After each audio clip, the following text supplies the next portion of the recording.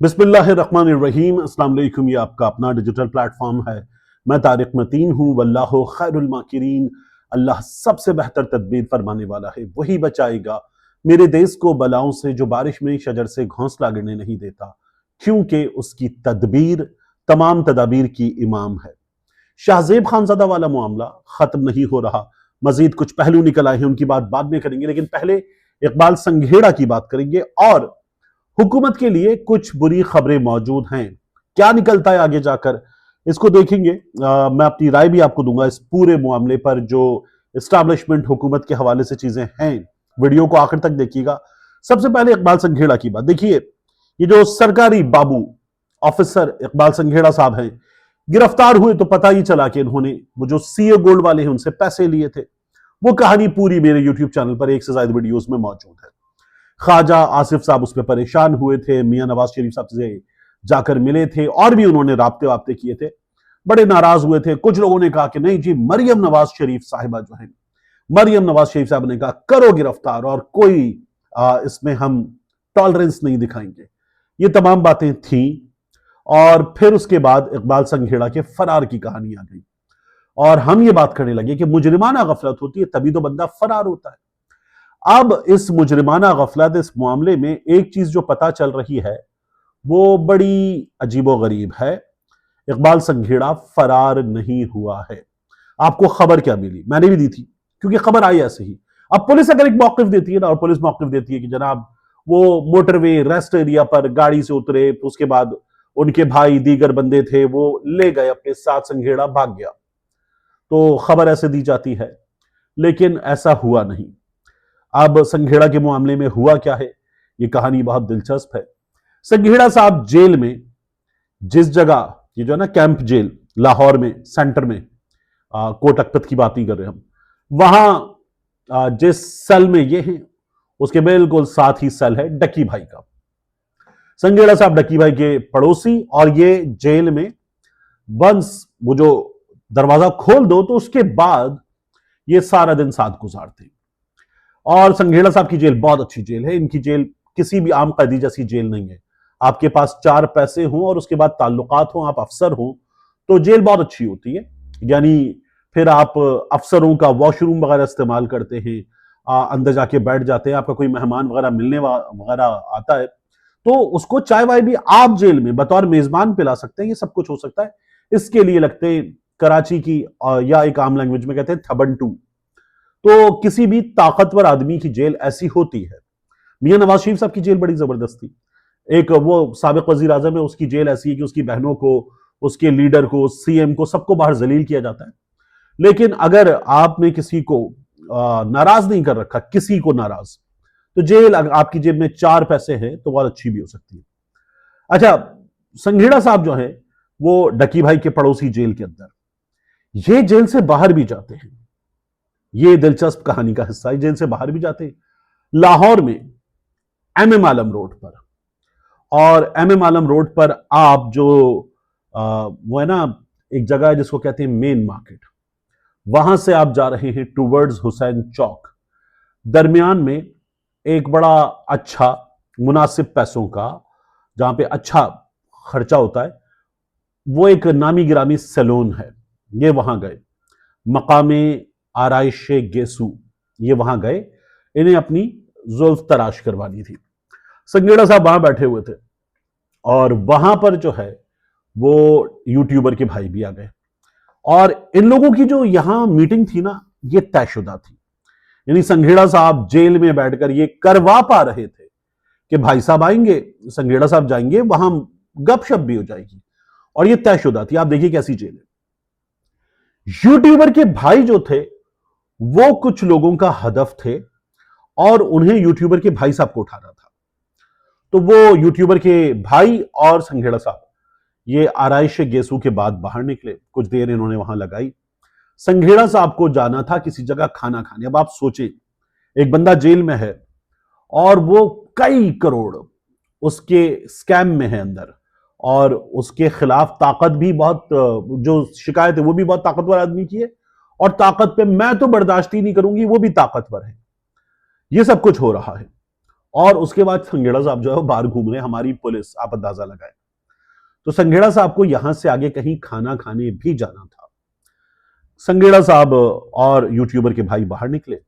YouTuber के भाई जो थे वो अपने फोन की वजह से, अपनी सिम की वजह से कहीं से वो ट्रेस किए जा रहे थे, तो वो टारगेट थे किसी का, तो उनको आ जाओ जब रोका गया तो by one get one free हो गया, और by one get one free हुआ, संघेड़ा साहब मुफ्त मिल गए। संघेड़ा साहब टारगेट नहीं थे, संघेड़ा साहब मुफ्त मिल गए, by one get one free हो गया। अब जो लोग थे वो संघेड़ा साहब से भी वाकिफ थे, तो उन्होंने कहा जबरदस्त, तो संघेड़ा साहब को भी ले गए हैं। संघेड़ा साहब के मामलात में अभी तक कुछ खास चीज इतनी बड़ी शिकायतों और इतने ज्यादा मामलात के बावजूद भी हुई नहीं थी, अब होगी। और कहा यह जा रहा है कि एक वजीर साहब जो हैं वो मुश्किल में आएंगे, और संघेड़ा साहब का ये तमाम मामला कि वो एमएम आलम पे घूम रहे हैं, गुलबर्ग में घूम रहे हैं, किसी दोस्त के घर खाना खाने जा सकता है बंदा, ये सब कुछ कैसे हो रहा था, तो कुछ और लोग भी मुश्किल में आएंगे। जो अभी एनसीसीआईए वालों के साथ हुआ, तो कुछ और लोग भी मुश्किल में आएंगे, एक और डिपार्टमेंट के, ये सब कुछ होगा। ये अपने अंदर एक बड़ी कहानी है। संघेड़ा यूरोप फरार हो गया, ये गलत थी। संघेड़ा किसी के पास है अब, और जिनके पास है उनके पास जब बंदा होता है तो बंदे से जो जुड़े लोग होते हैं वो भी बड़े परेशान होते हैं कि या अल्लाह अब जो है वो क्या होगा। ये मामला है संघेड़ा का। दूसरा, शाहजेब खानजादा साहब के साथ क्या हुआ है, देखिए। शाहजेब खानजादा साहब की जो वीडियो हमने देखी, उस वीडियो में एडिडास का आउटलेट है, और वहां उस कपड़ों के आउटलेट पर शाहजेब खानजादा साहब को एक बंदे ने रोका, जलील आदमी कहा, जलालत की बात की, बेशर्म आदमी, ये अल्फाज कहे, इमरान खान बुशरा बीबी के हक में बात की, और शाहजेब खानजादा को ठीक ठाक निशाना बनाया। उनकी वाइफ ने कहा excuse me, this is harassment, और एक्सक्यूज अस, और उसके बाद उसने कहा नहीं हैरेसमेंट नहीं, मैं तो सिर्फ बात कर रहा हूं। पता ये चल रहा है कि इस वीडियो सिर्फ इतनी नहीं थी, बंदे ने इतनी वीडियो बाहर छोड़ी है, लीक की है। जो वीडियो है वो इससे ज्यादा है, इससे ज्यादा है वीडियो।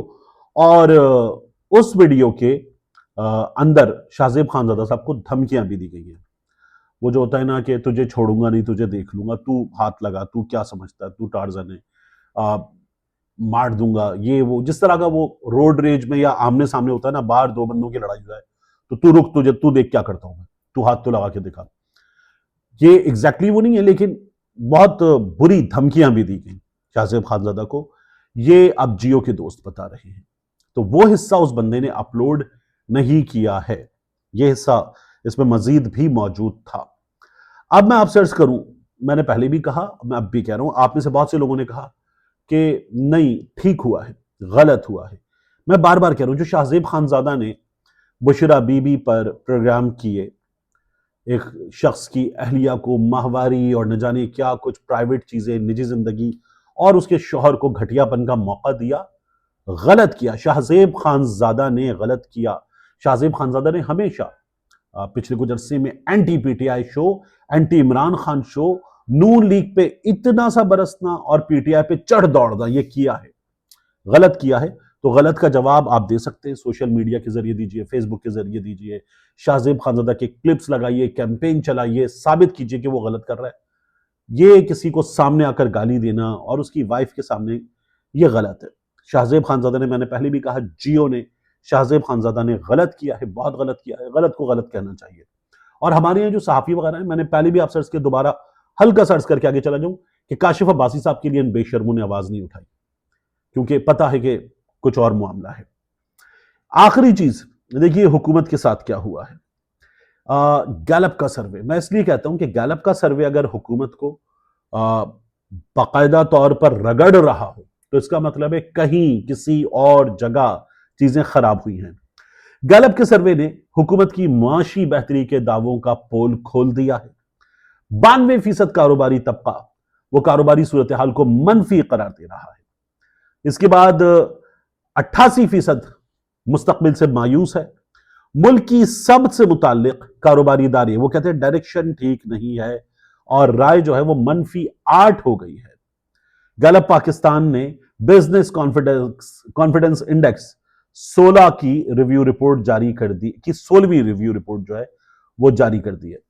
सर्वे नताइज 2025 की दूसरी तिमाही के मुकाबले में मुल्क में जो मजमूई समत है, डायरेक्शन कैसी है इकोनॉमी की, उसके बारे में कारोबारी एतमाद में, बिजनेस कॉन्फिडेंस में कमी आई है। और 2024 की जो तिमाही है उसके मुकाबले में ये थोड़ा सा बेहतर है, लेकिन नीचे जा रहा है। चीजें कितनी बेहतर हो रही हैं, हुकूमत सब कुछ ठीक कर रही है और बिजनेस कॉन्फिडेंस नीचे जा रहा है और गैलप दिखा रहा है, तो ये कहीं और कुछ खराब हो रहा है। एक वजीर साहब मुश्किल में है, ये हो रहा है। फिर उसके बाद ऑपोजिशन जो है वो गेयरअप कर रही है, जज साहिबान गेयरअप कर रहे हैं, इस्तीफे दे रहे हैं और तहरीक भी चल सकती है, ये खबरें भी आ रही हैं। अब अगर ये तमाम चीजें एक साथ आने लगें और कुछ प्रोग्राम्स टेलीविजन पर थोड़े बहुत हो जाएं जिनमें इकोनॉमी के बारे में बात हो, ये जो मैं आपको खबर दे रहा हूं, ये खबरें आने लगे, तो इसका मतलब है कि कहीं कुछ थोड़ा सा बिगड़ गया है, मजीद भी बिगड़ सकता है। और ये कई बार जब बिगड़ता है, मैंने आपसे पिछली वीडियो में कहा था, हुकूमत के एक तर्जुमान वकील साहब कहते हैं अपने अपने कयानी संभालो, ये जुमला था हुकूमत के तर्जुमान वकील का। अब इस वक्त अफराते ज़र सबसे बड़ा चैलेंज है। 33% अफराद ने अशिया की कीमतों में इस्तेहकाम की फौरी जरूरत पर जोर दिया है और हालिया जो तिमाही है उसमें महंगाई में कमी के रुझान के बावजूद चंद माह से खुराक और तमनाई की कीमतों में इजाफा हुआ है, ये सब लिखा जा रहा है।